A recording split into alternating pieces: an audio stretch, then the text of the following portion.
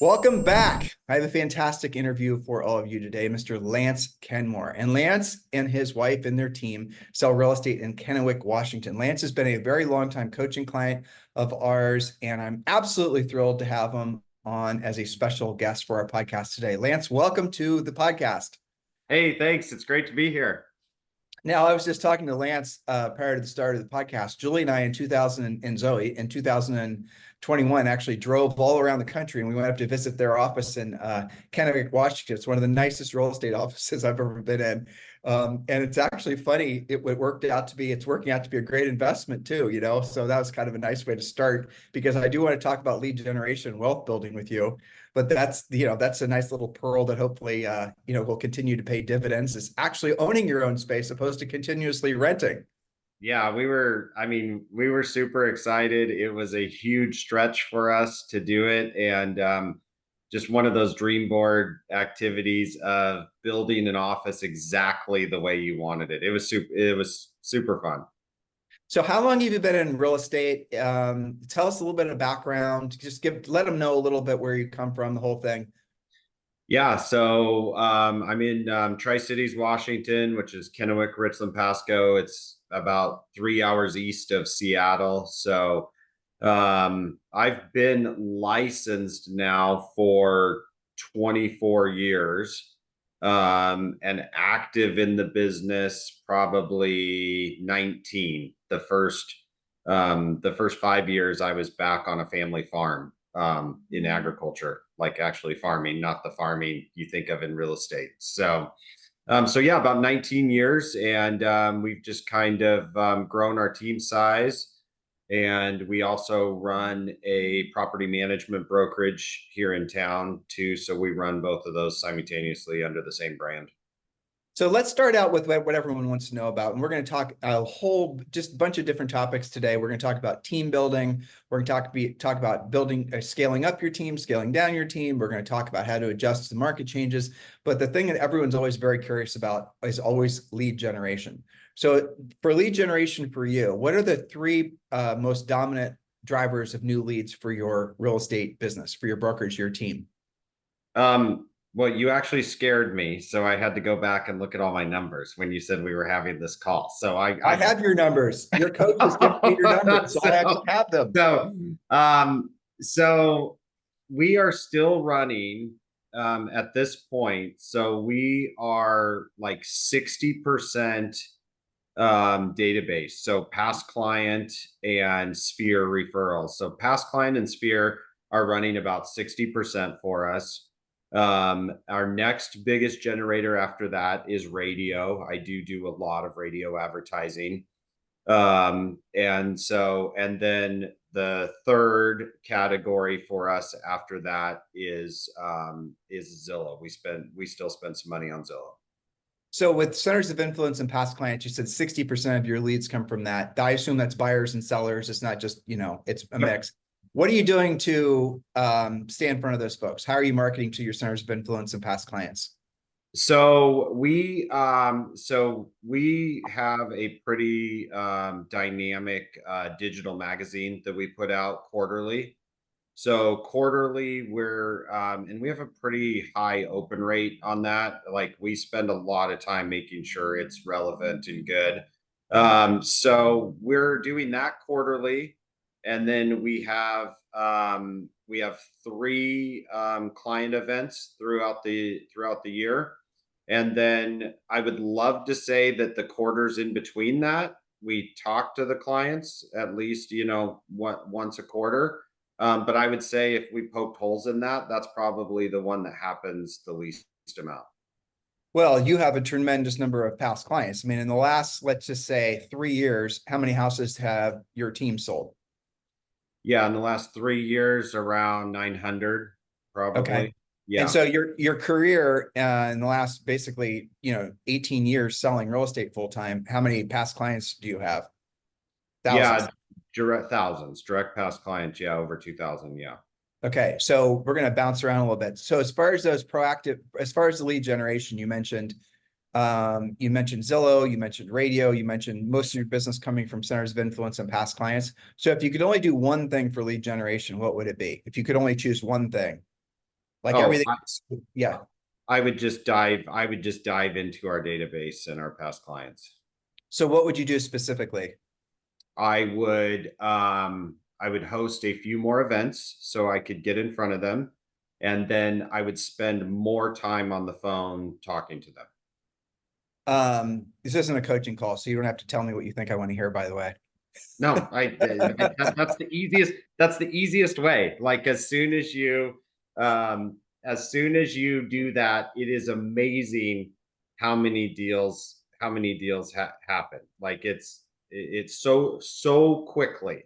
I did an exercise over the summer where like I coach my team weekly, but I did I take 2 months off in the summer and then I coach our admin.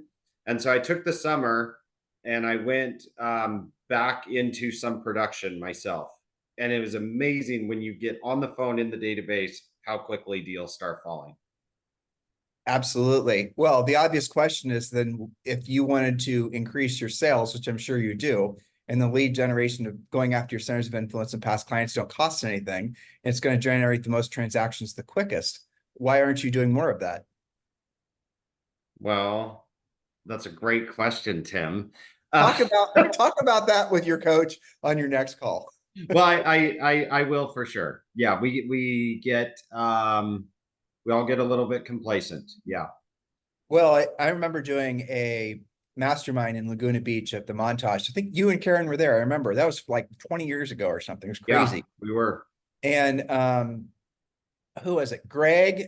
Do you remember Greg who from San Diego? I don't almost I'm all of a sudden not remembering his last name. Maybe it wasn't Greg. Anyway, some guy that had been one of the top salespeople for Coldwell Banker for forever, and he had like same as you, thousands of centers of influence and past clients. And he was on stage, and people were asking him questions. And he did a lot of direct mail. He did a lot of prospecting. Expired BizBos, the usual. And then the thing he said he wished he would have done more than anything is work with centers of influence and past clients, because he realizes that that's the easiest source of business. And then when I asked him why he doesn't do it, he just basically, he didn't really have an answer. He didn't, Yeah. but having sold real estate, I know what the answer is. It's because it takes a little bit more time. It requires a little bit more of a personal touch, which sometimes is going to be a little bit more energy depleting than calling a stranger and just basically having an organized, scripted conversation. I mean, at the end of the day, that's really what it drills down on. Yeah, absolutely. And I mean, I look at the growth of businesses, right? In the business we're in, and there's I call it right now, you know, it's transition. So when I grew the database, it had to be done through prospecting. And then you get to a point where you can afford some of the marketing, and it's a little bit easier with probably less rejection. And so then you're like prospecting based, marketing enhanced is kind of what I call it. Well, then you get to a point, the only other way to grow the business is that you're full in marketing, and then you're prospecting enhanced. But that's like just what I call money whipping it. It's like super expensive, and you have to pay so much attention to the margins when you're doing it that way, because if you make one mistake or the market shifts, like you're going to drown in expenses. And so for me, the best way is to be prospecting based, marketing enhanced. I mean, that's what changed my business dramatically and was Well, probably the most profitable. right. And it's definitely be a proactive lead generator first, and then passive lead generation marketing can enhance your proactive lead generation, because ultimately there's not much leverage in prospecting yourself, right? It's your time, it's your effort. You can delegate it, but it's never going to get the same result. So that's the downside of it, is that it takes skill, but also there's no leverage in it. In marketing, you have leverage. You spend money, you get a result. But the problem ultimately is there's not a lot of profit left when you're just focused primarily on essentially, passive lead generation through marketing. And that Yep. includes social media too, but a lesser extent, because for so far, it doesn't cost as much, unless you're promoting your social media. But I hope everyone's listening to what he said. At the end of the day, well, here, I'll ask him. So if you had to choose between doing, you've kind of already answered this, but I think it's worth drilling down on. If you have to choose between proactive lead generation, which is picking up the phone, and passive lead generation, which is basically everything else, and you wanted to grow your business and you wanted to make as much money helping as many people as you can as fast as possible, what would you do? Yeah, I'm proactive every time. It's how we grew our business. It's how I coach my agents on my team. I'm proactive all the time. I go find people that are looking to buy and sell. Why do you think people, agents in particular, like you've been in this business long enough, you've seen these different cycles, right? It's like soon as the money's flowing, all these guys selling marketing ideas and branding, all this stuff pour into the industry. And as soon as the commissions check starts slowing down, all those companies, they sort of fade away, and the agents are left. Well, what the hell am I supposed to do? Because these things aren't working anymore. Well, the reality of it was is they never worked as well as you thought they did in the first place. It just that the buoyancy of the market was making some of those mediocre to low quality ideas and marketing plans seem like they were working. So that's the big difference. And it's only in a time like this where you realize the difference. When I say that, what were you thinking? Because you've been in this business almost as long as we have. Yeah, and I was thinking exactly what you're talking about. Like even us when, last September when Karen and I are sitting down looking at our expenses and we're like, there's 4 or 5 items on there where we're like, why the hell are we paying for that? It just doesn't work. And when rates got to 7.75 in last September, we were cutting stuff out that had very, very low margins and didn't work. Yeah, and it's almost impossible to predict what the effects of different variables in the marketplace are going to be. And so the easiest way, or I'd say the most foolproof way, is basing everything on net profit, right? So before you spend money on something, you know what I'm saying? Like, so let's just do your radio ads, for example. Radio advertising is really expensive, but when you do it well and you kind of saturate a market with your message, and the message is really compelling, like yours is, it really does kick some serious ass in a marketplace. So how do you go about, do you hold your marketing expenditure accountable to a certain return on investment? Or how do you go, what's your thought process on that? Yeah, 100%, because we have transactional costs in there as well. So, Yep. like whether it's Zillow or radio, I really want ROI to be 3 to 1. So, if I'm spending 80,000 on radio, I want to be bringing in 240,000 GCI on that. And so if not, then we look at changing the message or cutting it out. I want to talk to you about the messages because everyone's going to bother you if I don't get that out of Yeah. you. They're going to, text you till the cows come home. But I want to talk about you. So it's 80, you want to get a 3x return on your investment, Yep. but you're counting an 80,000 spent, 240,000 made, but that 240,000 gross doesn't really reflect on the net, right? Because Correct. so what's the waterfall on that? If you make 240,000, how much of that would be profit? Sorry for asking Well, one. I'm probably gonna end up being 2 to 1 on it. Okay. Yeah. Okay, so you're after all expenses, the blended costs, the paying salespeople, you're still Yep. going to basically double your money. Okay, Yes. it is Yeah. kind of interesting though. Ultimately, I mean, as far as radio goes, like I said, in certain markets, and you know this because you know a lot of the people that are also running radio ads, it really is incredibly effective. So you've been doing radio ads for how long? Oh my gosh. For way too long. 18 years probably. So Wow. I was introduced at a mastermind. This is why you go to masterminds. I was introduced to a guy. I really feel like people probably don't even remember him. He was like the godfather of radio ads. His name was Russell Shaw, and he was out of the Phoenix market. And he was incredibly open to share. And so I just went down and spent 2 days with him in Phoenix. He gave me all of his radio ads, all of his scripts, and he was like, copy these, take these, go back. So I came back and I just took his stuff out of Phoenix and I just started running it in Podunk, Washington. And man, I made a lot of people mad quick. Well, his radio has Russ changed his ads in all these years? I don't even I don't want to sound terrible or not. Like I hope he's still alive. Like I haven't talked to him in like I haven't talked to him in ages. I think another agent kind of took over his business. I talked to him fairly recently, so I didn't Okay. talk to him about radio ads. I was talking about something else. Yeah, I mean, he was awesome and just so sharing for me. I mean, it really kickstarted my journey. I did a terrible job when I got back. Like, so I ran him on my own for like 3 to 4 years, and I didn't really understand the radio business, which is a whole separate business from real estate. And and then I finally got ad agency to help me with radio. And then my wife became really good friends with somebody that worked in the industry, which then we really started to figure it out and to make it effective. So let's ask out again, people are gonna be really interested in this. What would be some maybe 3 points about running radio ads if an agent's considering doing it? So I think you've got to have, and this just always came out of coaching, like, and I think anytime in your business you have to have a unique selling proposition. So when I didn't have any money, then the unique selling proposition was that you could fire me. Everybody was doing 6 month contracts, and so my big thing was that I just went on the radio and said that I had a day-to-day contract. So, and that's why everybody started to hate me because in the market, because everybody was like, "Hey, I'm doing these long-term contracts." I just got on the radio and said, "Hey, I'm doing a day-to-day contract. So you can just fire me. If you hire me Monday and I take the pictures and put the sign up and you don't like me on Friday, just fire me." So that was my first USP.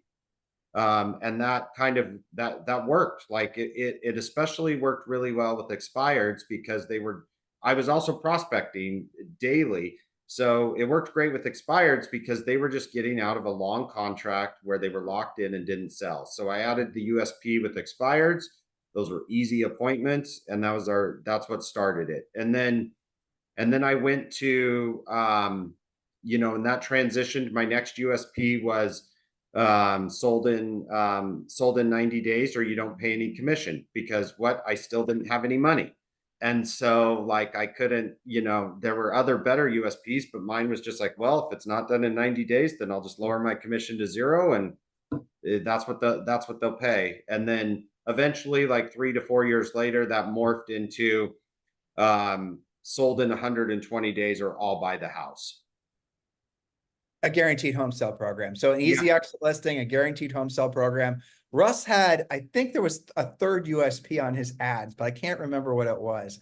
Easy exit listing. Wasn't there some sort of variable rate commission too? I think Yeah, there was a variable. I never did that one because I didn't understand. I hated that one. And so, but yeah, there was a variable rate commission. It's not applicable anymore. Like he called it the hassle-free listing. that's right. Because if he double-sided it, he would reduce it. But now it doesn't matter because technically it doesn't matter now because the buyers or agents are paying their own commissions. So there's no reduce. The hassle-free just went away with the commission lawsuits. So, but he would do that. And then eventually we moved to cash offers, cash offer sales. We did that too. Jules and I did, as you know, and that was a Yeah. great way to pick up some rental properties because Yeah. how does your math work on your guaranteed home sale program? So I'll just get you started to keep the math easy for you and I's sake. So let's Yeah. say that do you require that they're moving up to a home that you have for sale? Nope. Okay, so this is just straight up. If you don't sell it within 120 days, you'll guarantee that you'll buy it from them. So how does the math work? Let's say the house is 300,000. I know your average sale price is more than that, but just to keep the math easy. Yeah, 300,000. And so we're probably depending upon the house, like there can't be massive issues with it, but we're generally buying that at like 87% of the original list price. Right. So it'd basically be a discount off whatever the market value was after 120 days. It would be you're rolling back the commission, and then Yep. there's sort of added fee. And so the net of what you're paying is 87% of what the legitimate ask price was. Yeah. And usually, depending on your overall financial situation, if you wanted to mortgage that thing, you could actually basically walk into a bank and buy that thing and just keep your commission in as a down payment. And you're buying properties with literally no money down and still at a discount. And if you do this right, you can usually rent them out too. So I mean, Yeah. It's a little, honestly, it's hard to do nowadays with the math, considering how expensive properties are everywhere, but still, that's a nice USP.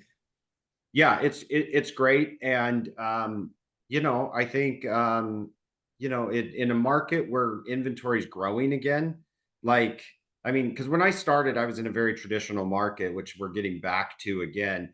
No one really cared about that USP when homes were selling in 5 days. And so no one's really seen that in the last 5 to 6 years. But now we're starting to get those calls again, which is interesting. And, days on the market have gone from 30 to 60 in certain price ranges that I work in, and people aren't used to that. And so now when they expire at the 60-day mark, I'm getting those calls again based upon that USP. Like it's back, it's recycled. It's awesome. And so you're saying the listing agents in your marketplace are only signing 60-day listings? Did I hear you just say that? Yeah, some are. Yeah, and then Oh, they're expiring, and then they're getting fired. It's crazy.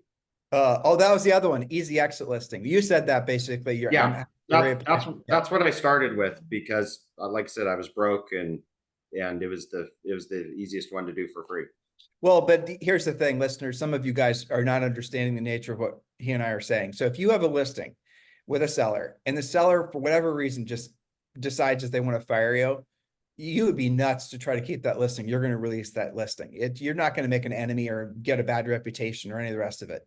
And so all the things that he's really doing are the things that are just really, for the most part, naturally done as part of a real estate transaction anyway. And he's just putting them ahead of ahead of the conversation even ever happening. So here, watch this. So of all the houses you ever guaranteed in your past 18 years of being, in thousands and thousands of homes, how many of those have you had to buy? Well, the ones on the guaranteed sale that I've had to buy, probably seven. And then I've probably bought 40 at the first appointment. Okay, so I'm gonna don't say anything more because you're saying I know where you're going, but this is really important. So he had to buy seven. So seven out of thousands isn't that bad. And of those seven, what happened to those properties? You bought them and then what? I just stuck them into our rental portfolio, and then I would fix them up and sell them like a year or two later after I was outside of capital gains. All right. So the next thing he said, he didn't wait he had 40 that he purchased that were not at 120 days. Why would that be? Well, because I just show up to the appointment, and then they'll say, "Okay, what's the guaranteed sale price at the end of the 120 days?" And then I would give them that price, and then usually in that case, they would literally, most of the time at the appointments, people will just say, well, what if you just buy it today? Because they've heard my radio ad, and they're like, well, what's the price if you just buy it today and I don't even go on the market? Yeah, and Julie and I picked up some rentals that way too. They didn't even want to. There, and here's the crazy thing, Lance. I bet you the average equity situation in your marketplace with people with a mortgage is at least what, 50%, somewhere in Yes. there. And Yeah. so you're going to get, especially expired people expiring with tons of equity that don't want to screw around with it anymore. Your guaranteed home sale program is going to be a colossal success over the next probably 2 years. It's going to be Yeah. bonkers. Yeah, I Yeah. just bought two. I just bought two last week. I mean, and I mean, it's just very normal stuff. Like, like a very normal guy that works at, Department of Agriculture, but he coaches. He has three daughters, and he coaches their three softball teams. And the backyard was destroyed because they have three dogs. So three softball teams, three dogs, and he just said, "Lance, I don't want to deal with any of this. I just want to go to my daughter's practice. Just give me a fair offer." Then, Well, it's the reason the iBuyers were, even moderately successful is because it's a convenience fee. Really, at the end of the day, that's what people are paying correct. for, not having to screw around with getting their home sold. So yeah, And that's I'm always, I'm just, people, sometimes people in the markets get a bad rap about this, but like we love commissions as well. Like we're just very upfront with people. Like I just show them my numbers exactly, and and I lose some deals to some more aggressive flippers because of it. But reputation wise, it doesn't matter. Like I just tell people, I'm like, if you have 30 days and you just give me 30 days, like I can make you an extra 25 to 30,000 with a market sale, even in the condition you're at. And then I just let them decide which is better. All right. So what did he just say? He goes on these appointments, and sometimes the sellers just want him to cash them out of the house. They're going to hypothetically, he's going to show them clearly that they're going to net less, and then he does his best to talk them into actually letting him put up the house on the market because they're going to net more. And he just, in his mind, it's obviously, he'll be doing, if the seller is willing to wait and maybe do a little bit of work to the house, they're going to be making more, and he's still getting paid because he's going to get paid commissions. But here's the thing that's ultimately very interesting about this. You get called out on listings and the sellers don't know who you are because you offer a guaranteed home sale program. And when you're sitting across from a seller and you're offering the guaranteed home sale program, how often is that by itself? Obviously, you've got reputation and the rest of it, but how often is that by itself like the close? In other words, they're just decided they want to work with you just because of that. Oh, I don't know. I would say probably 25%. It's Yeah. not it's not a massive amount, 25% is probably that. The rest is probably reputation. Yeah, it's that, which is, it's funny you're not saying brand. That's so funny. Have you ever Oh, noticed? Yeah, have you noticed that they're trying to conflate the word brand with reputation? In other words, the zeitgeist right now is you can get into real estate and build this amazing brand and appear successful and being an influencer, and somehow that's going to convince the marketplace that you have the same. It's this. You believe, dear listener and viewer, that the brand is going to be the same as a really well earned and hard earned reputation, and it's not. it's And that is not. what's kind of fascinating. But again, I want to really drill down on one thing he said because it's so important. If he only could do one thing, it'd be proactive lead generation, and he'd reinforce it with passive lead generation. So if you're getting into the real estate industry now, or you're wanting to take your business to the next level, don't forget that. If he could Oh, only do one thing, it'd be proactive lead generation. I That's really talked it's crazy. I talked this morning to a kid I'm helping out, a family member working in the Denver market. And he has 13 listings right now active, and he's been in the business for basically like 5 months. And I was just like, and he is like only calling, I mean, and he's not from Denver, and he's only calling like expireds, cash offer leads that are like terrible leads that you can buy for like $100 a month. And that's all he's calling. And he's going to end up with like 15 closed this year, and he has 13 listings. I mean, how many agents in Denver don't even have 13? And I was just so impressed, and he's just doing it. I mean, his schedule is just only phones from 9 till 11:30 in the morning. Like, that's it. and he's calling. So he said cash offers. So what are cash offer leads? So those are like, so I get my own from my radio ads and from my SEO. He's buying them from some company. I mean, I'm not an endorsement of this company, but I think like Z Buyer, like, I mean, they're not like, there's 4 or 5 of those companies that they clicked on an ad online that was, get a cash evaluation. So he's buying those leads for nothing because they're terrible. And he's managing between that and expired calls to get, to have 13 active listings within 4 months of being in the market. No, it's awesome for sure. Yeah. Yeah. And by the way, the shortcut to not having to buy crappy leads is go to the investors in your marketplace that are the ones that are wholesalers, because there's always a group of wholesalers in every community. And they usually have some sort of meetup at some Denny's or church basement or something, on a regular basis to tell each other about their properties. A lot of them have private Facebook groups. But if you can tap into those, wholesaler investor groups to ask them, what are you doing with the leads that, you market, people call you, they want to wholesale their house, they don't like your price, what are you doing with that lead? And you can sometimes start getting those leads directly from the wholesalers, and they're going to be a better quality than digital leads that come off some website of somebody filling out a forum. So Yeah, one of my buyers agents. Now he's a listing agent. Anyway, he got in with those guys in those groups. He earned the business of one of the flippers. He wrote for that guy last year. I think he wrote like 275 offers for like this flipper. And they're going to do 40 flips this year. Wow. And he's getting the purchase side of those in the MLS and the relist side on anything he brings him. And so, I mean, this guy was a buyer's agent doing, 20 deals 3 years ago on my team. And, he's going to do, 60 plus, probably sides this year. What effect has the commission sharing lawsuit, the new guidelines as pertains to buyer agency, what effect has that had on your personal business, and what are you seeing in the marketplace? Well, I'm lucky. I'm in Washington State. It's, I mean, I none. I mean, I think it's better. So, and the reason I say that, so Washington was super proactive. I mean, it actually, for the first time in a long time, I was like actually like really proud of our state, because you can probably look up a lot of things that there's why I shouldn't be in Washington.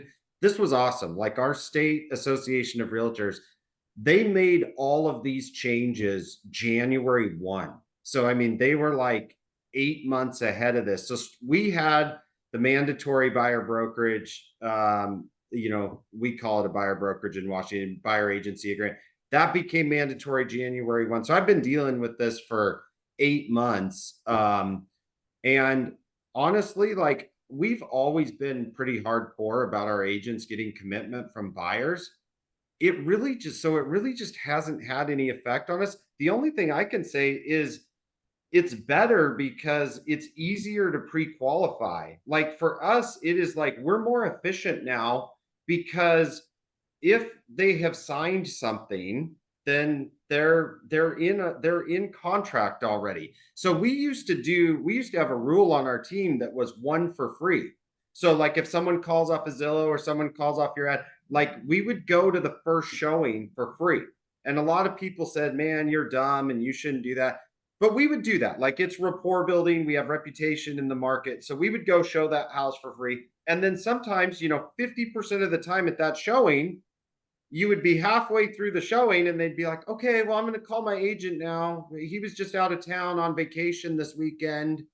And so we just called the sign. So all of that's gone away because we can't do one for free anymore. We have to have an agreement signed to show that house. So for me, we just became more efficient and more transparent. Well, so listeners, what he just said is what we've been coaching agents to do since day one, really, is always get an exclusive sign. And if you go, you have to have a presentation that you're going to explain to the prospective buyer your USP is, just as if you were, trying to work with the seller to sign an exclusive listing contract. And once you do that, the buyer's going to want to sign with you. And chances are, if they're not going to want to sign an exclusive with you. If they're not going to want to talk to a lender, if they're not going to want to actually go through the validation process of being a real buyer for you, you're probably, they are doing you a favor by not, letting you, they're wasting your time otherwise, is what I'm trying to say without seeming too harsh. But if they're Yeah. not going to jump through some hoops, they're not real buyers. And, real buyers are the ones that are going to sign the exclusive. They're going to talk to the lender. They're going to get completely approved. They're going to show up on time. They're going to have realistic expectations. They're going to go through the process of actually buying a house. And for those of you who have successfully sold houses to buyers, I want you to think back about the behavioral patterns of the buyers that actually bought versus the ones that just wasted your time.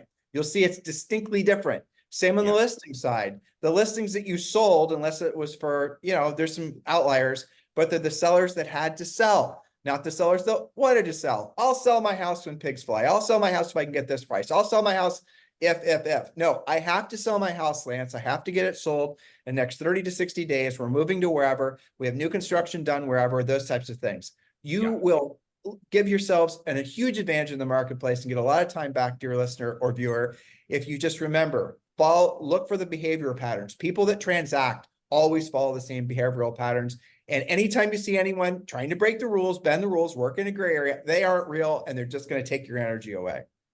Yeah, it was funny. I was watching one of your previous agent interviews. I think it was Kevin Yoder said Oh, something yeah. to the effect of like, there's only four variations of what's going to happen at that seller point. And man, that really hit home with me. I was like, as I was watching that, I was like, man, that is great coaching. You are so right. There's only four variations. They're either going to have to sell, they need to sell, or they're just aspirational and never going to sell, you Right. know. Yoder has made his hay from FISBOs, for sale by owners. Yeah. You can Yeah. tell, Yeah. right? It's I know. awesome. Yeah, It is awesome. that was a great interview. So you went from an individual, you were originally working with you and Karen, your wife, and Yep. then you guys build a team and you've scaled up a team, you scaled down a team, you've gone through all these different cycles. So if you had to do it all over again, and and you're looking back, what would be some suggestions for people that, like, should people build teams? And if they're going to build teams, what would be the best practices, knowing that you're always leading with profit? Yeah, I mean that's the biggest thing. And we kind of, I don't know a nice way to describe it. Like, I'm not very eloquent with this, but like it, when you're building a team like with that, or you're doing that, and it was nice because I was able to push these same theories to property management. But like, you have to, when Tim says lead with profit, like that's a very fancy way of saying you have to go to where you almost kill yourself before, like, it's hard work, right? Like, so if you're doing like 50 deals and you're saying like, oh man, I want to do 75 but have a team, like you have to look at every jump that you make, you have to look at like the diminishing return of that next 25 deals. You have to say like, okay, if that assistant is going to cost me 50 grand, and I'm gonna make, and I'm gonna make 100, so I'm only gonna net 50. But to net 50, I have to put up with all the headaches of an additional 25 deals. Like, you have to have a very compelling reason to make that jump. And so I otherwise you just go to 75 by yourself to where you're almost dying. And then if that's where you want to stay, then you can hire the assistant. Most people make the mistake of hiring the assistant and then thinking that will get them to 75.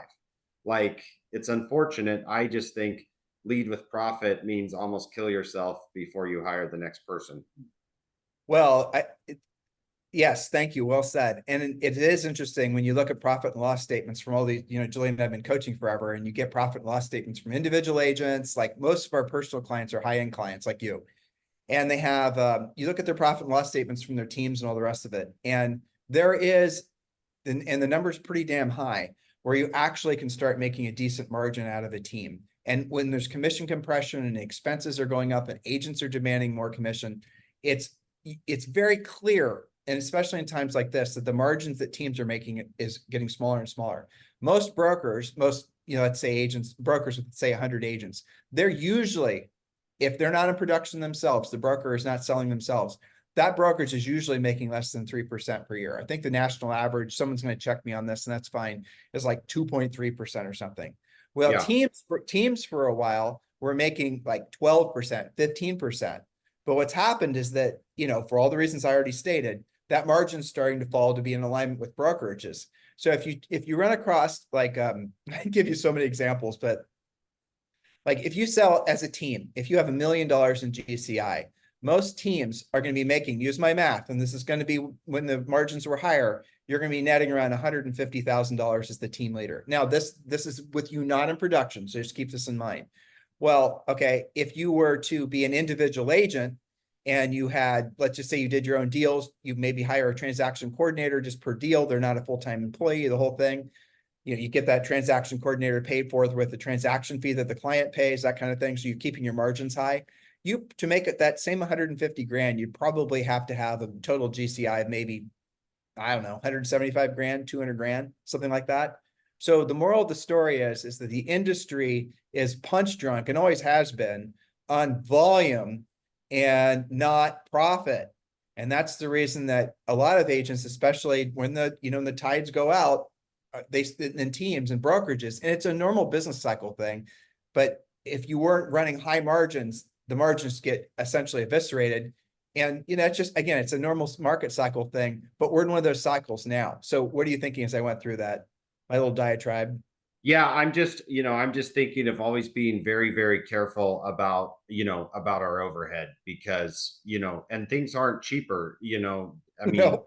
when you look at like a good closing coordinator, and stuff. I mean, they're not, back in the day, they're not 40,000, they're, 60 and 65. And then are you really getting somebody quality unless you provide health insurance? I mean, it blows my mind. When I started in the business, we didn't even have that. Now I got an annual health insurance bill that's, north of 130 grand, and so how many, I got to sell a certain number of houses to cover that. So you just really got to be careful, and you have to, you have to decide, like, do you really like people, like managing people? Like, I say that like in a way, like, because you either have to like build this family, and you better get some enjoyment out of that. And there is some benefit to that, because there are going to be times where you're managing people problems, instead of house sale problems, and you're not making any more. Maybe you're making, like Tim said, if you want to make 400 grand or 5 or 6, maybe you're making 750, but you are managing a lot of people for that extra 150. Yeah. So again, you're moving your effort away from working primarily with buyers and sellers, and you're Yeah, moving towards managing people. That's what you just, definitely. so you're Yeah. not getting, you're still spending the same amount of time, if not more time. You're just spending it with different people. That's just what it is. That's the truth. That is 100% how it goes. And yes, there are some benefits to it, but there are days when I go home and I've had 4 people problems, and I call my buddies that just prospect, and they're like, they have no problems, like they followed them home, maybe a seller occasionally or two, but it's just, it's a very different model for sure. Julie's told me about some of your recent people problems, which we won't talk about now, but man, No, no, those are going to make some great classic stories. Well, I mean, I think we're like, when you include property management and stuff, now we're, 36, 37 people. You get that many people together, and that's not very big compared to some other teams, but it's plenty for me to take care of. So if you had to do it all over again, what would you do differently? Oh, gosh. And we've had a lot of stuff go right. Really well, really well. You've I had would, a lot of huge successes. I would say, differently. I would, As you pertains know, to the team, as as pertains it to, pertains to the team, I am too, I mean, people are going to be like, oh no, Lance, that's why you're great. But it's not really, I'm a little too particular with recruiting. Like, I could have replaced non-performers faster. There were Mm, times when, like, I held on to people because, man, I just, wanted to think I could coach them better, or I could help them more. And I probably just, I make faster decisions now. And so if I could rebuild all over again, I love it when I see these young guys in their late 20s, early 30s, that can go out and hire 6 new agents, and maybe 4 of them work, and they get rid of the performers in 6 months. Man, I just am always like a little too nice about that. And so I would hold on to some of those people too long. So I would replace faster if they're not willing, because it's not my coaching. Eventually, within 6 to 8 months, yeah, I mean, better, because I'm sure with your metrics in coaching, but if it's not that, like, nothing's going to change. You shouldn't drag it out. yeah, and that is the hardest part. Basically, what your polite way of saying it is running a team or a brokerage, or by the way, any business is a little bit like running an adult daycare, more often than not. And if you're dealing with, salespeople and people, it's so funny. If I think when we originally started speaking like 20 years ago, you look at the expectation of a buyer's agent joining your team, and it was completely different. Right now, a millennial walks into your office, they're giving you the litany of things that they want. I want health insurance. I don't want to work on the weekends. I want this. I want that. And oh, by the way, I want you to provide me with leads. And it wasn't like that, dear listener. And it wasn't that long ago. Well, now it was probably 15 years ago, that when you joined a team, certainly a brokerage, you are expected to generate your own leads, not be given leads. You joined Lance and Karen's team, And you were still expected to do proactive lead generation. You're expected to hold open houses. You're expected to work your own centers of influence and past clients.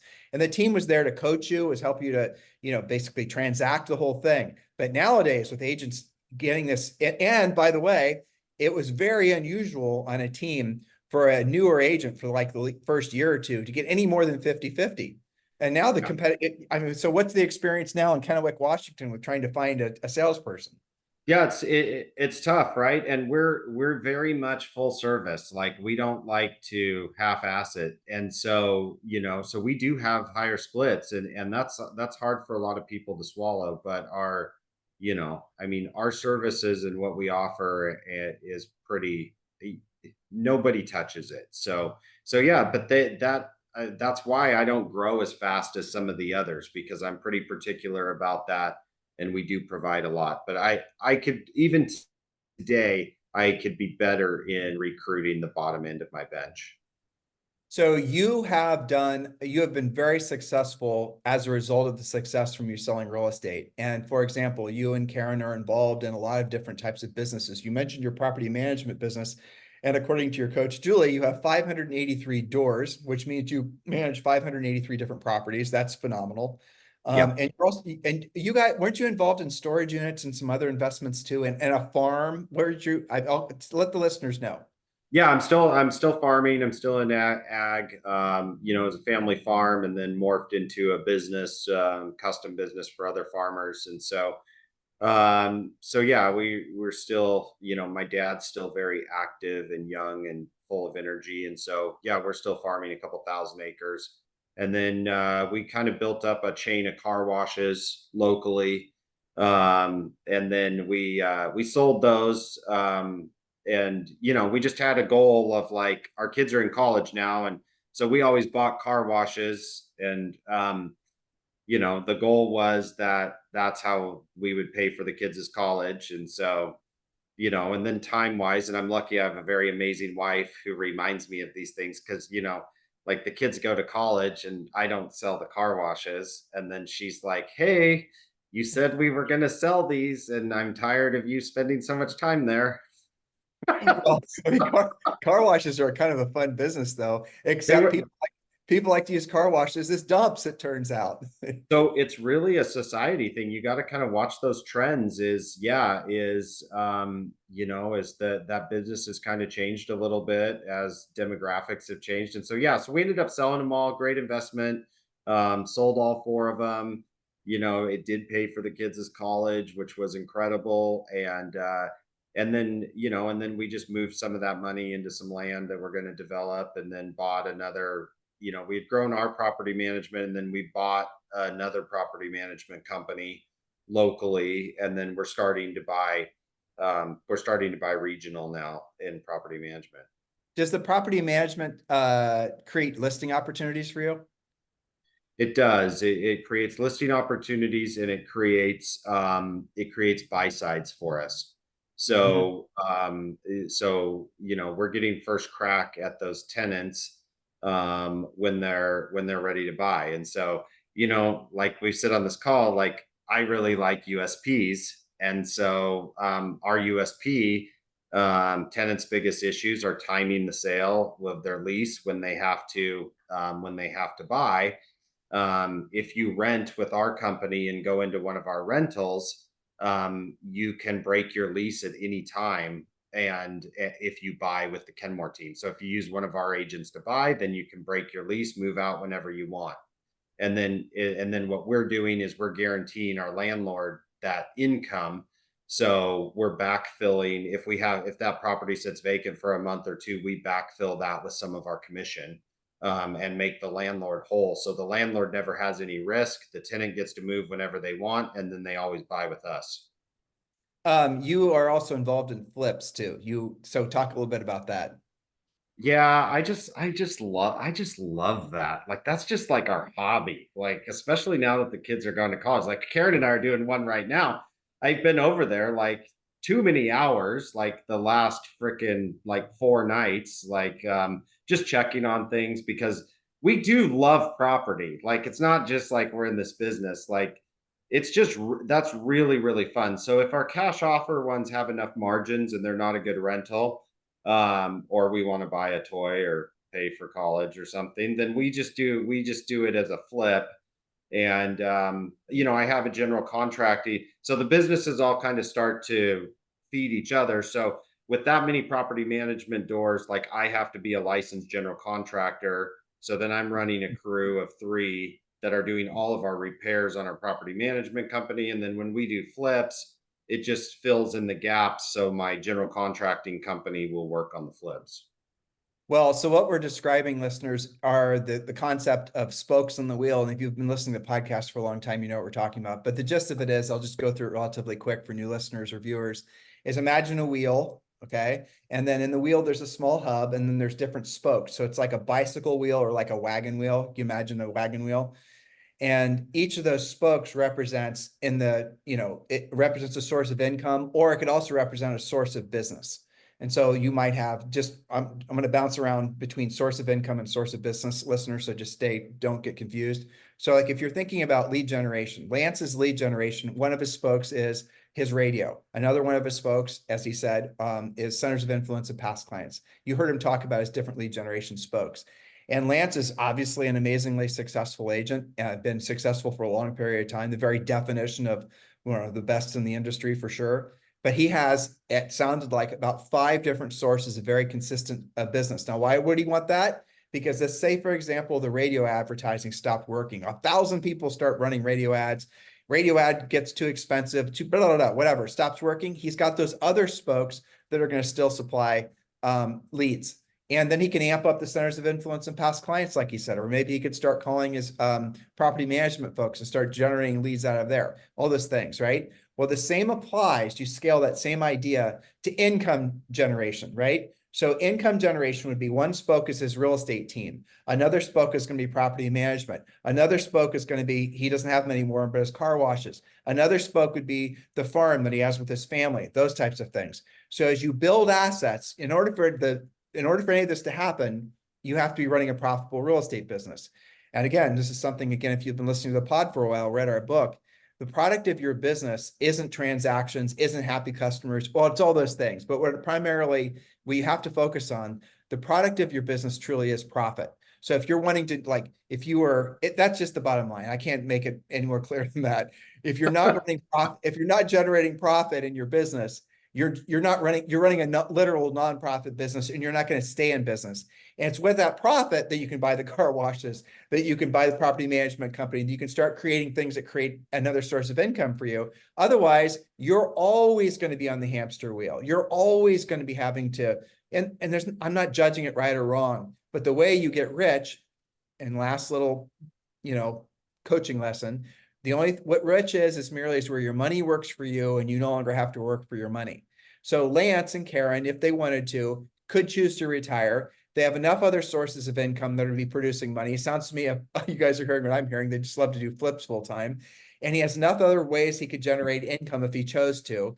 And that's, you guys get it. So rich is where your money works for you and you no longer have to work for your money. And I'm sure they're investing in the stock market and other things like that as well. So hopefully this is helping all of you to realize that when you follow one course until you're successful, like he obviously has over a long period of time, doing what he didn't want to do when he didn't want to do it at the highest level, that you do, especially if you're profitable, you can start creating other sources of income so that one day your money's working for you and you no longer have to work for your money.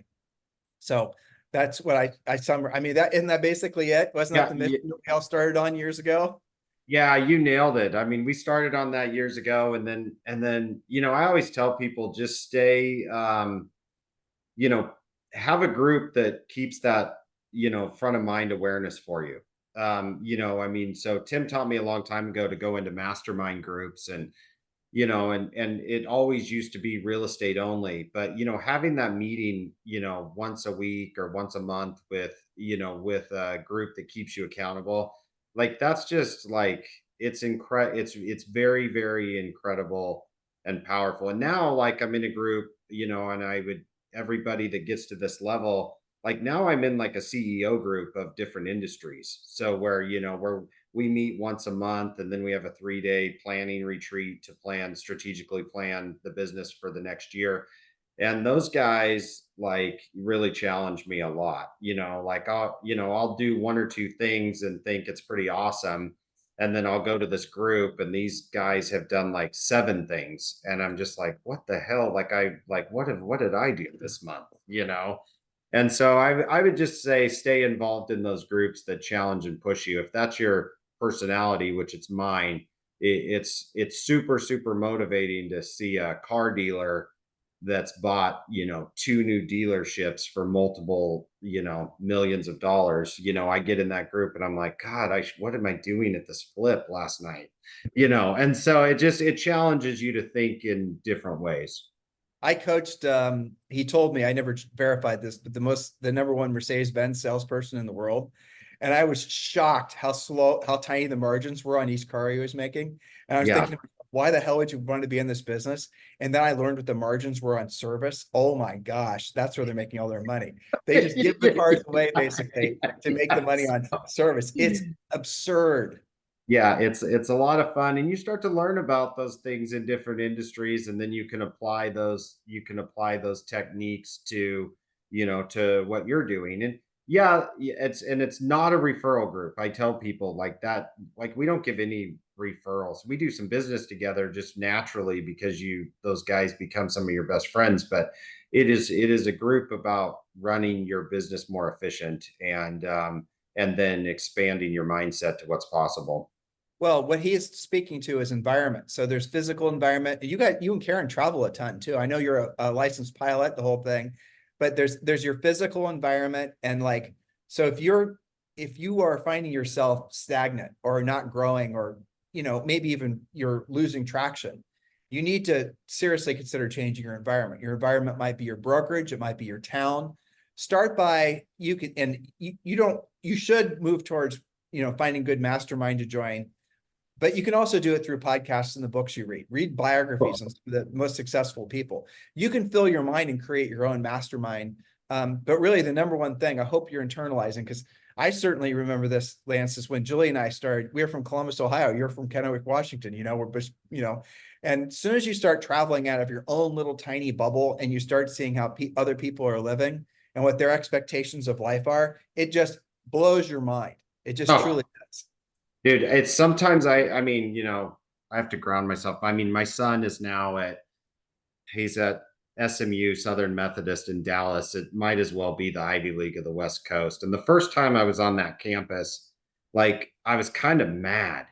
And Karen looked at me and she's like, "What are you mad about?" And I'm like, I want to go here. like I can't believe he's gonna go here. And it was just those opportunities, but then and that was just in that moment. And then at one point you're like, he starts telling me now, like this, an environment where we're from, like he put out 65 resumes to get finance internships, and he wanted to be at like a Goldman Sachs or a corporate internship. And it's just nothing against, but his friend group at his high school, nobody put out 65 resumes to get any sort of internship. But the environment he got into down there, that's normal.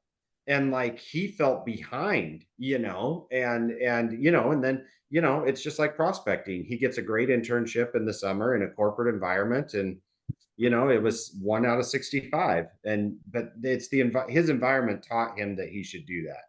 Yeah, and that's the thing. You got to travel, you got to start exploring. And Lance also said something really important. I hope you guys are listening, is you got to get outside of the real estate industry too. When you're at his level and you're wanting to go to the next level, you have to find people, and it's super hard to find people that are going to help pull you up because it's easy to get stuck in a mastermind or an environment where you're the big fish or all the other fish are the same size as you and you're all kind of experiencing the same issues. That's not a good group to be in. You're going to have to find somebody who's going to, even though you want to move towards having masterminds or coaches that are higher up on the ladder than you because they've been there, done that, and then they can pull you up.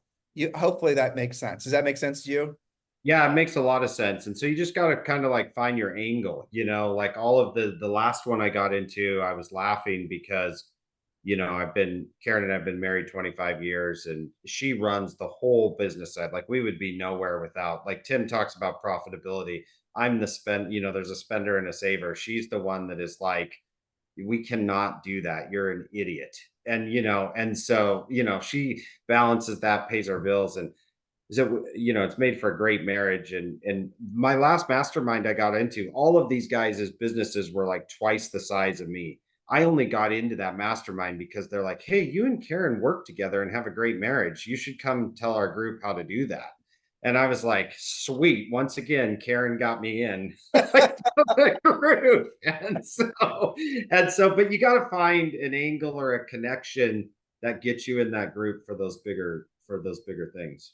You brought that up. That was one of my questions, but I'm going to ask about it now. So, you worked with Karen. You have been married. You guys are still newlyweds. Julie and I have been married for 33 years.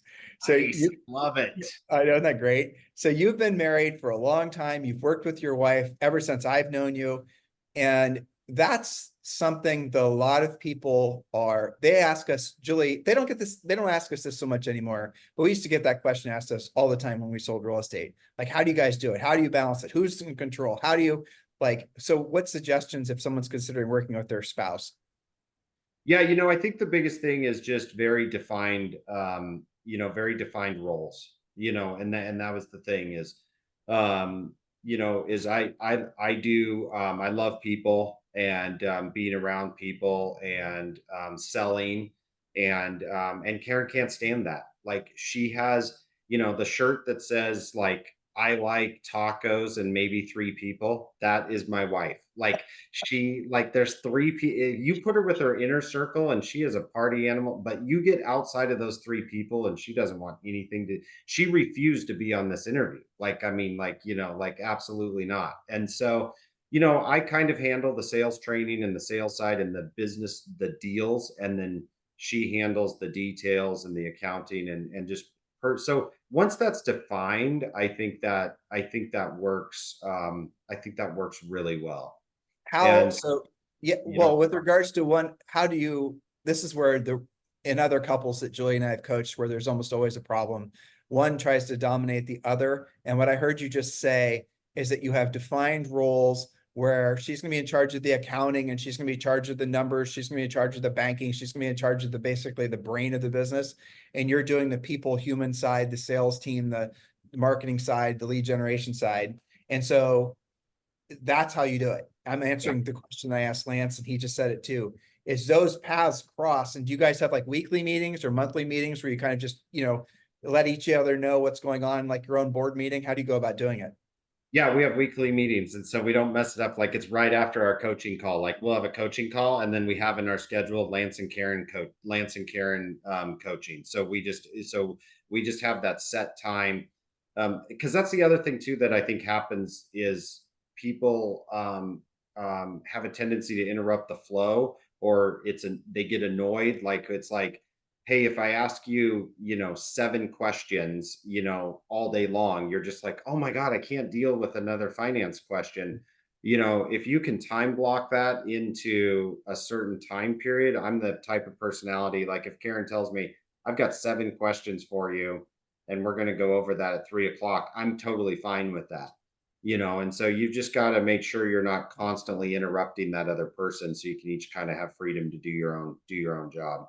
And you And probably have Monarch or something like that operates as your financial backbone, some sort of numerical thing where the numbers don't lie there. That's what they are. And so yeah, that also is a way of removing some of the natural tension that comes in a very sometimes, tension filled environment selling real estate. I mean, it just is what it is, but it does take time. And we've had coaching clients where the spouses' personalities were too similar and they started becoming competitive with each other.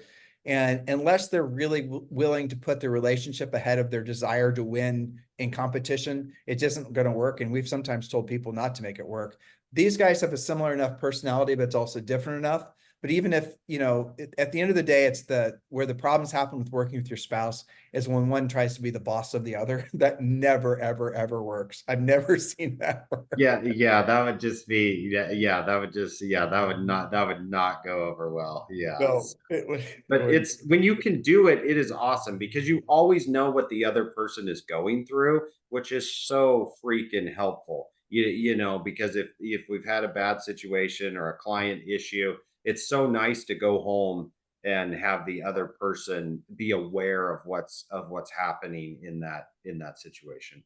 Family run businesses and owned businesses can be one of the greatest blessings because you're building something, you're spending all of your time with people that you love.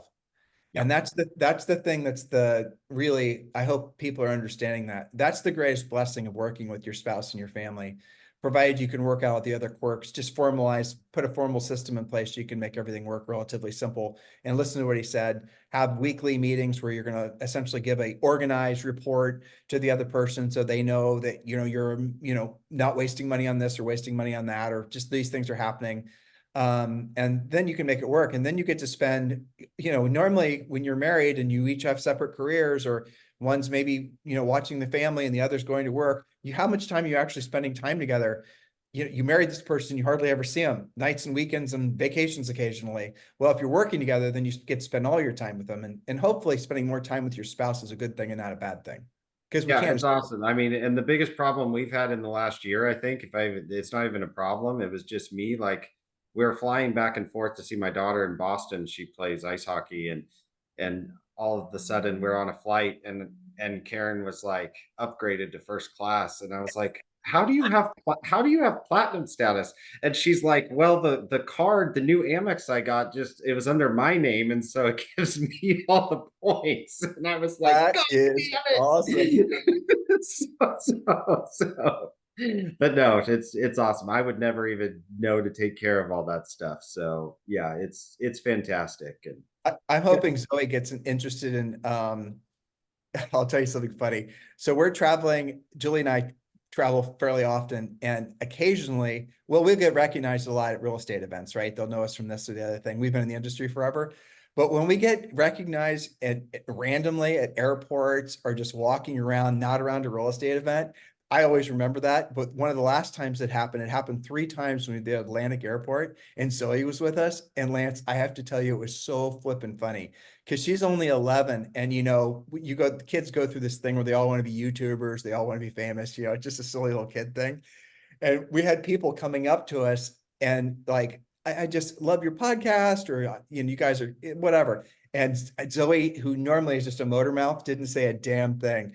And so it was like I remember looking down, she was on my right side and looking down at her as she was staring at this lady who was just pouring on the love. I looked down at Zoe and she was like looking at me, looking at the lady. It didn't, I know. It's kind oh, of no, it's funny. It happened to me. I've been working on our video strategy the last like 4 months, and we had a TikTok. I did a story, and we had a TikTok go. I think it was 500,000 views. wow. And Mia called me from Boston, and she's like, "Dad, have you seen your TikTok account?" And I was like, well, I haven't checked it in like since yesterday. She's like, one of my freaking friends just brought it over and said, "Is this your dad?" So I was like, yes, I made it. So You made it in the eyes of your daughter, is what I was trying to. yeah, like When like it, when you've made it in the eyes of your children, that's a level of accomplishment that can't be explained. it's Yeah, a that. lot. It's a lot of fun. So Well, so you are dabbling with social media. Julie wrote down something for me to ask you about yeah. TikTok and things of that nature. Talk about that. What is your strategy? What's working? How does this work with what you overall have been doing for a long time? Is it meant as a replacement of something or a? Yeah, it is. So I host, for the last like 15 years, I've hosted a real estate radio show. This was before podcasting was even a thing on like the local AM radio. I still do it. And so, which always gave me access to, the data is kind of fluid on it, but, 4 to 7,000 listeners a week, on that morning show. And so, I always just said, hey, that's just another way to expand my database. If I can put these 7,000 people and count them as part of my database, I'll talk to them each week and give them some value. And then we started, well, during COVID, we started filming it because we weren't seeing anybody in person. And then we're like, geez, this should just really be a podcast. And so we started breaking that up and putting it on social media. And then, things kind of went back to normal and I let it slip a little bit, but I have good coaching. And somebody came to me in the market and just said, hey, some of these new agents are just, I think they're going to start infringing on some of your brand and image and stuff. And so yeah, so we started saying, okay, well, let's make a real push with video. We're already putting this content together every week for the radio show. And so we've just been very deliberate about, for me, it's just, I talked about us having that quarterly magazine. So we're touching our sphere and stuff with that. It's really easy to stay in front if you're consistent about it and get the subscriber base. It's really easy to stay in front of your own database with those videos. So originally we just started as we were putting out content that would hit our local market, and that it's kind of, some of it's just kind of fun, but we're starting to now get, we've had a couple shows and a couple of our shorts, go, past the 100,000 mark and stuff. And that's just, we're starting to solidify our brand a little bit. And then I want to use those metrics to help our sellers. So, if I can drive, hundreds of thousands of views to our, to our social media accounts and then get our sellers exposure, then ultimately for me, that's the advantage. Well, so have you actually closed any real transactions from what you've done so far on social media? Yeah, we have. We've actually closed. We have, so it's not a huge number, but in the last 6 months, we've closed 3 deals off of it. And they were direct, they were clients that basically said, I mean, this is so funny. They're clients that basically said, um, I forgot you were in the real estate business. And so my mom's looking. Like that was like one of them, like, like to one of my agents that was doing it too. And you're just like, how could you have forgotten? I try to be everywhere. And so you get that message, and you're just like, okay, great. And then you're out showing the mom houses that night. I mean, and so, it's been messages like that. And Sphere, like my financial planner was one of them. He called me up. I maybe I get this referral, maybe I don't. I really don't think I do though. He called me up and he's like, man, you are killing it on social media. Like I'm seeing your stuff everywhere. And then he's like, by the way, my client, Jim and Sue, just retired and need to sell their house. I don't think I get that call if he's not seeing those videos. You would have if you'd been working him as part of your centers of influence and past client plan. Yes, Thank Mr. you. Kenmore. But isn't that the truth? But isn't that the truth? It 100% is the truth. If I was in a networking group with him, talking to him weekly, yes, I would have. Well, I mean, for example, do your social media like you're doing it. It's the passive lead generation, and do the proactive stuff. So you and Julie, your coach, figure out a way that you can at scale start having direct, meaningful conversations with your centers of influence and past clients. It could be all these different things you could bring to the, obviously interest rates are falling, good time to refinance, just different types of things, and then get their, try to grab their information so you could target your social media towards your thousands and thousands and thousands of centers of influence and past clients. And then you're going to get the greatest result. Because Yes. unfortunately, a lot of the business that comes, or a lot of the interest that comes from social media, especially with TikTok, for example, look at the demographics of TikTok. Those are barely first-time buyers. Right. Barely first-time buyers. And if you have to choose between spending your time doing a lot of videos, and in your case, especially spending time, that same amount of time and effort and energy, really drilling down your centers of influence and past clients, you already know which is going to get you the better yield. 100%. Yeah. 100%. It is confusing though, isn't it? I mean, especially after you've been in the business for a while and everyone talks about social media, nobody really looks at it as it's like, oh my gosh, you have to be in social media, you have to build your brand, right or wrong. But the moral of the story is that if you can't hold it accountable and if you don't know whether it's actually producing a real result, then why are you doing it? Because Yeah. everyone says you should do it. It doesn't make any sense.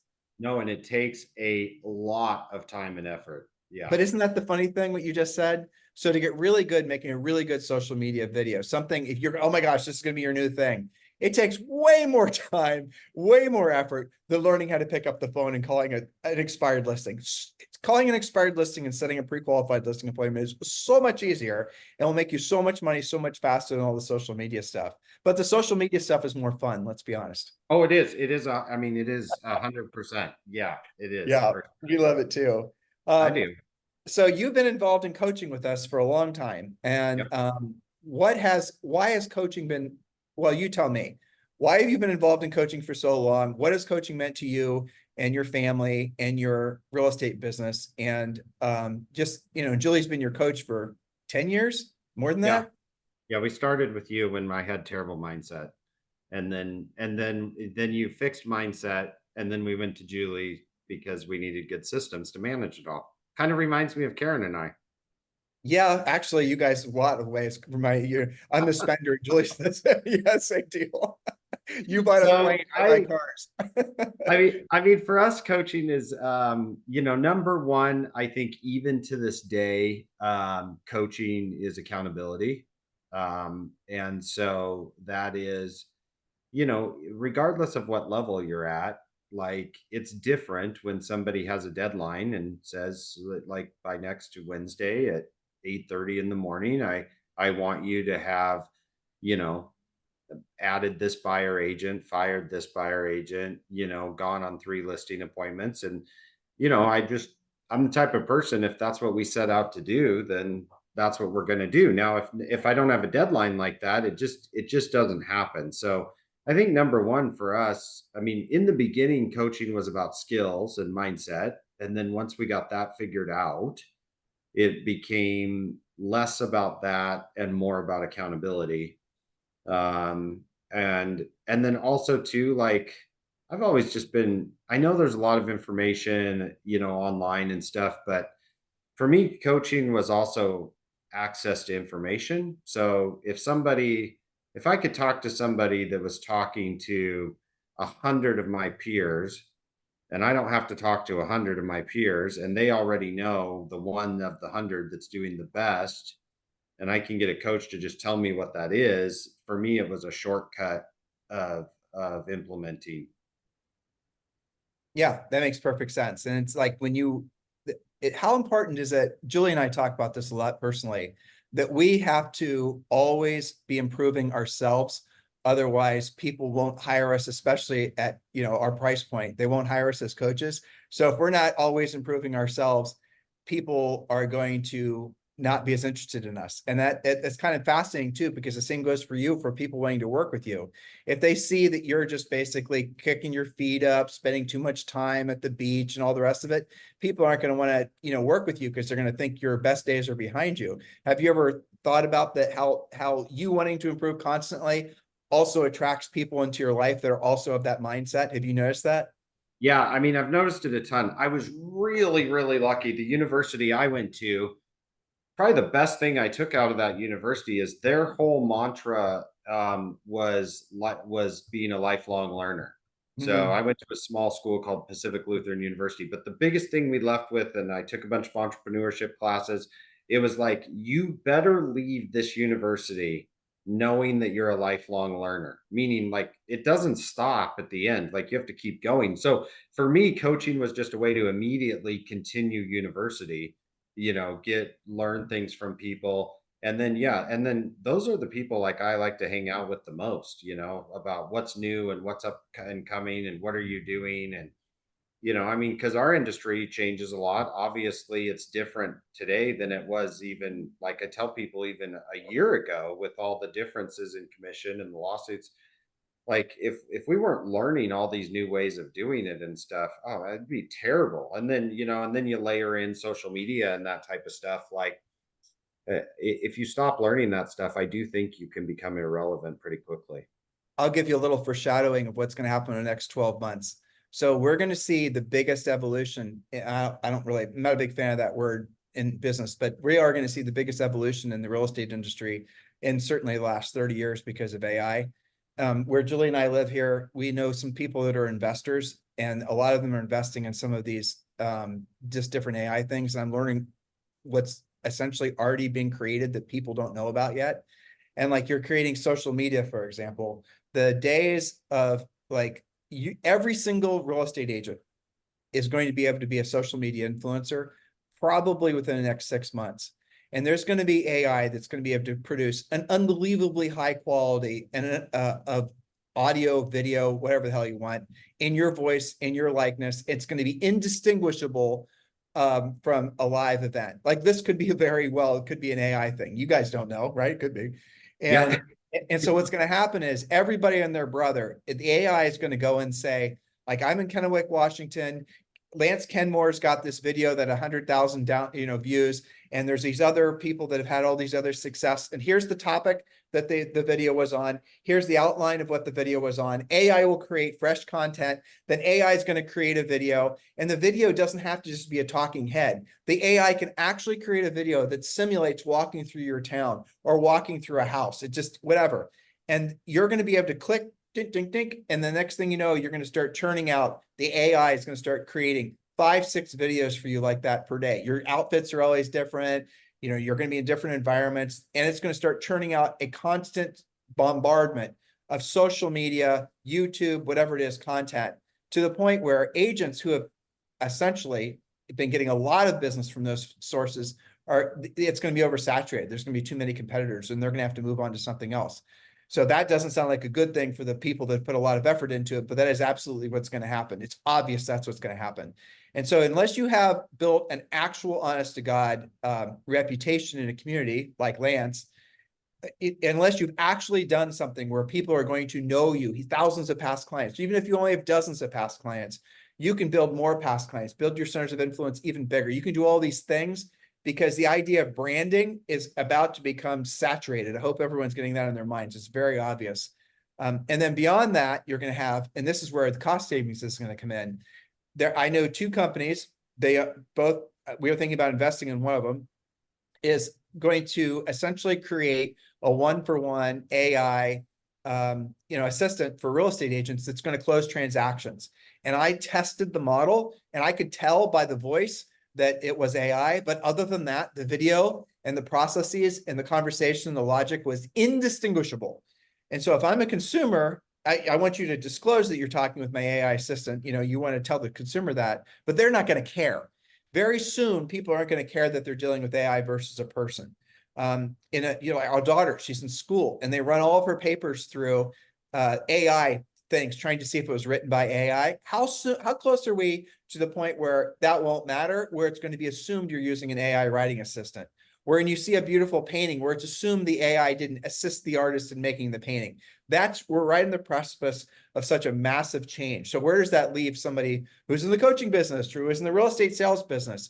What's going to matter more are those unique one-to-one, honest to God, real human interactions with buyers and sellers, because everything else you guys hopefully are visualizing can easily be essentially delegated to AI, which is great because it leaves you in a position where you can start having more high quality conversations with folks. What are you thinking as I say that?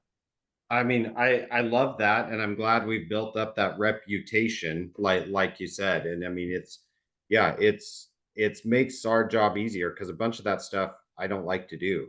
I have to do some of it, and so yeah, if AI can handle some of that, and you can leave me with the people, that's brilliant. Exactly. Well, Lance, we went way over time, but I knew we Yeah, would. we So did. Oh my gosh, it was super fun. Great to see you, and yeah, no, I'm super excited. anything you'd like to say to these guys as we round the bend? Anyone at any stage in their career that maybe it's a new agent, maybe it's a seasoned veteran like you, anything you'd like to pass along? Well, I'm such a greedy capitalist. If anybody knows small property management companies on the West Coast for sale, like I want to buy them.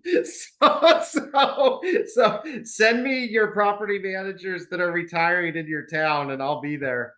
Well, that's a great retirement plan too, because you make 60% when they lease up and 6% per month. So that is a great plan. No, I just think yeah, just grow your database and grind it out. What's your phone number if they want to text you? Text only, listeners. Fine. 509-727-8977. Yeah, Thank you, just Lan. I shoot me a really appreciate it. text. Thanks. Love to Karen and Mia and Mason. All right, same. Thanks to you. Thanks to you and Julie and Zoe. Take care. See you. Bye. Bye.